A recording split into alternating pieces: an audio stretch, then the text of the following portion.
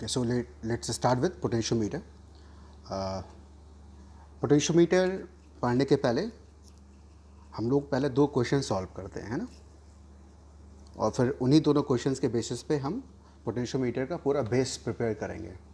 तो पहला जो सिचुएशन है, फर्स्ट वन, अपने पास में एक सर्किट है जिसमें एक सेल लगा हुआ है, देयर इज़ अ रेजिस्टेंस, और एक यूनिफॉर्म वायर है. मैंने उसको रेजिस्टेंस के फॉर्म में शो किया है. That wire is A B and that is having same resistance per unit length.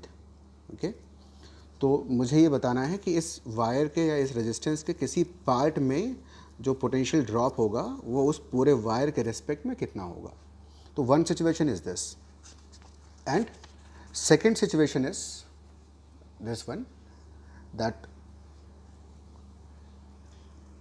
there are two figures, है ना. In first figure there are two independent circuits, okay, and in the second figure हमने इन दोनों independent circuits को short कर दिया है, join कर दिया है आपस में through to registers R1 and R2, और अपना मेन पर्पस होगा इन दोनों रेजिस्टेंस से करंट ऑब्टेन करना. ओके, सो ये हम पहले दो क्वेश्चन सॉल्व करते हैं, उसके बाद फिर हम पोटेंशियोमीटर क्या होता है उस पर आते हैं. So let us start with first situation. तो इन द फर्स्ट सिचुएशन मैंने सर्किट वापस से रीड्रॉ किया हुआ है वो, ठीक है. हमें ऑब्टेन करना है कि V A B, V A C और वी ए बी का रेशियो कितना होगा. ठीक है, so it's a very simple linear circuit. तो इस सर्किट में जो करंट होगा that will be EMF of the cell over net resistance of the circuit.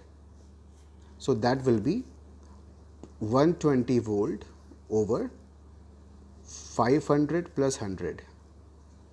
So that is 120 over 600 ampere. Okay. So I will be 1 by 5 ampere. तो हमने circuit में current calculate कर लिया. Okay, now what is potential difference between A and B, जो drop आएगा A B के cross. So Ohm's law follow करेंगे. That will be R I current flowing through it into resistance of this wire A B. So this is 1 by 5 ampere into 500 ohm, that will be 100 volt. तो A और B के बीच में कितना difference है, that is 100 volt. Now what is potential difference across A and C. ठीक, तो we know that कि अगर हम एक यूनिफॉर्म वायर चूज़ कर लें तो यूनिफॉर्म वायर का जो रेजिस्टेंस होता है that is rho into L by A. Uniform का मतलब हुआ मटेरियल थ्रू आउट सेम है and cross section area same throughout the rod. Okay, तो अगर ये यूनिफॉर्म वायर है तो R will be proportional to L, है ना. तो can we write what is resistance of AC. So that will be rho into LAC over cross section area, and similarly RAB will be rho into LAB over cross section area. अब इस problem में मैंने आपको दे दिया है कि that is given AC और CB, ये जो लेंथ है वो 2:3 रेशियो में है. That is given in this problem.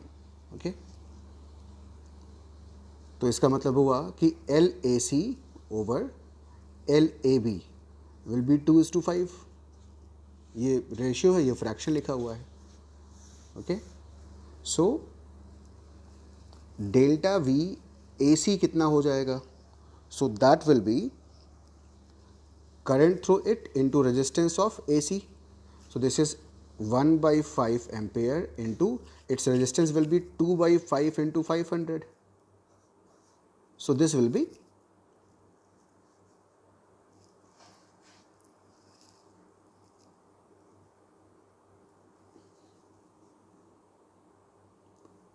200 by 5.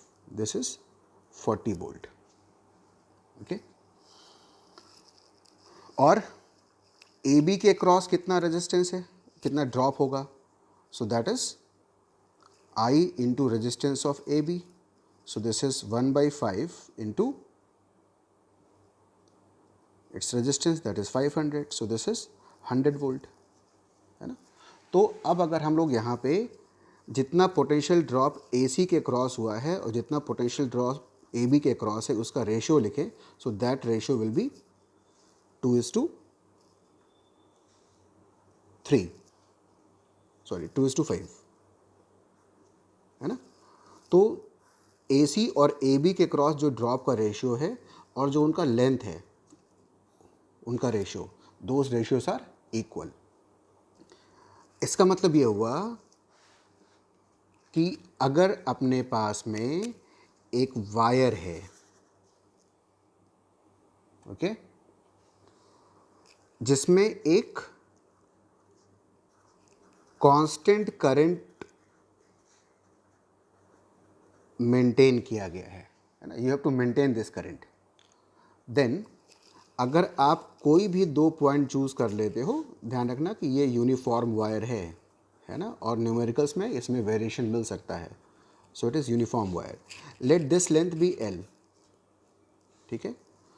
तो इन दोनों के बीच में जो पोटेंशियल ड्रॉप होगा, that potential drop will be proportional to length of this segment.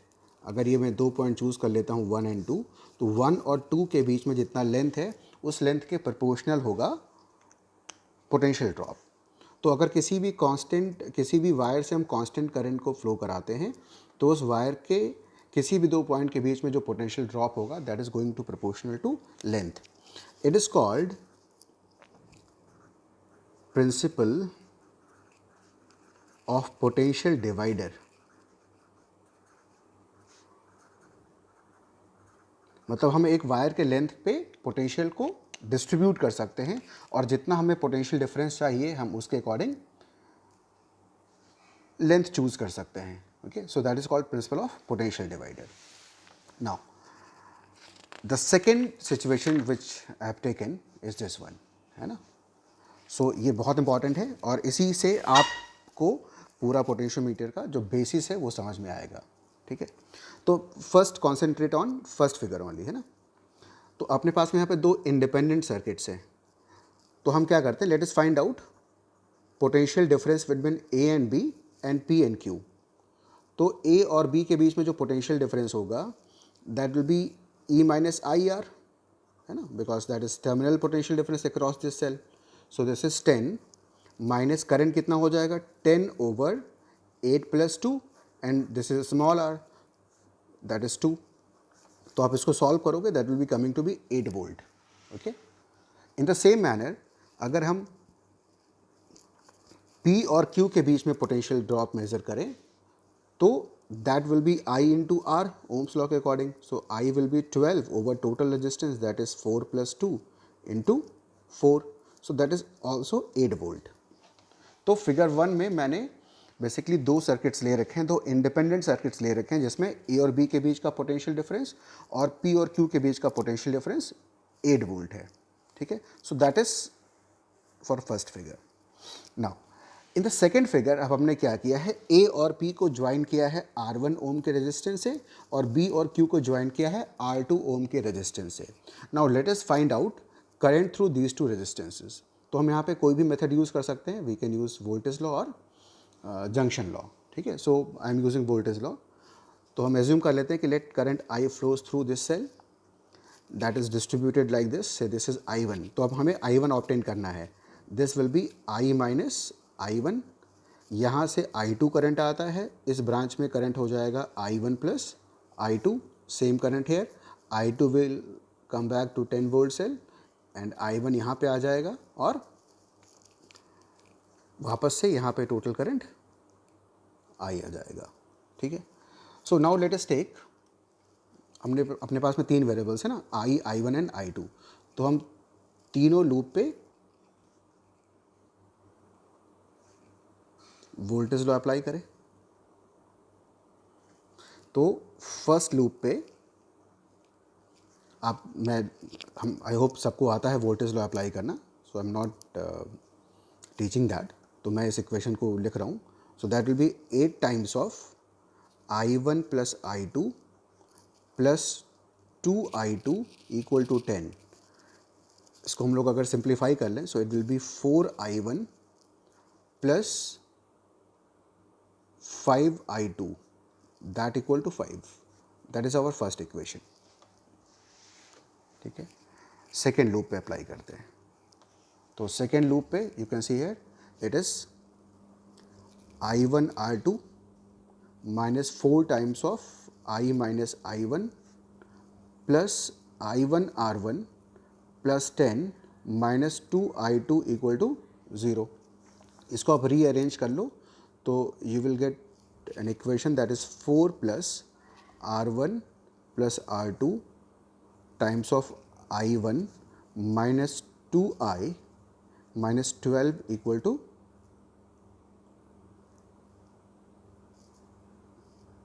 2I2 minus 4I that equal to minus 10, है ना. That is the second equation.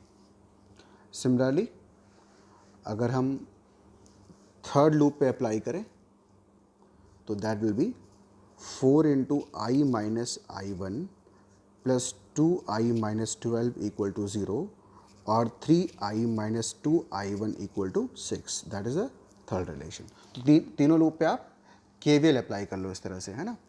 अब हम थर्ड इक्वेशन से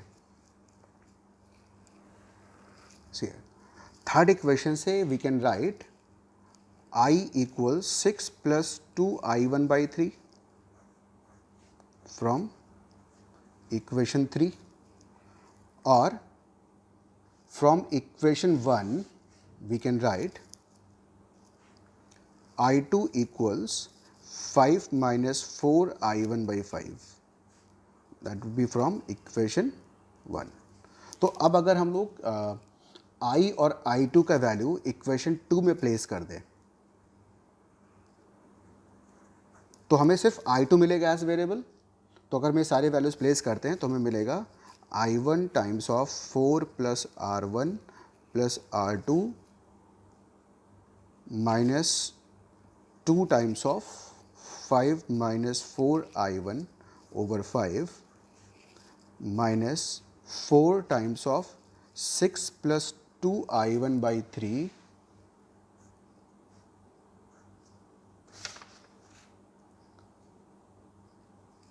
इक्वल टू माइनस 10. तो अगर इसको आप रीअरेंज कर लो तो आपको जो वैल्यूज़ मिलेंगे वो हो जाएगा I1 into 4 plus R1 plus R2 plus 8 minus 8 by 3 equal to 10 minus 10. So this is 0. तो इसका सोल्यूशन क्या हुआ? इसका सोल्यूशन हुआ I1 equal to 0 independent of values of R1 R2.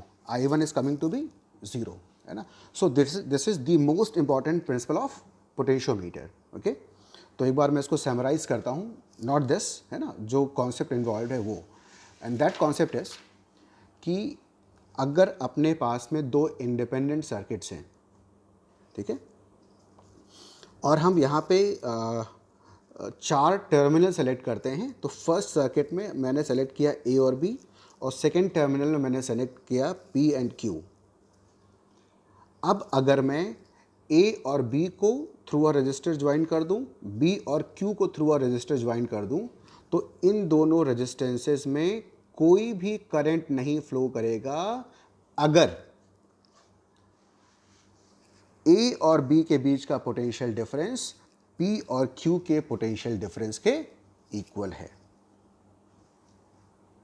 So it is the principal on which potentiometer is based, कि अगर हम दो इंडिपेंडेंट सर्किट्स को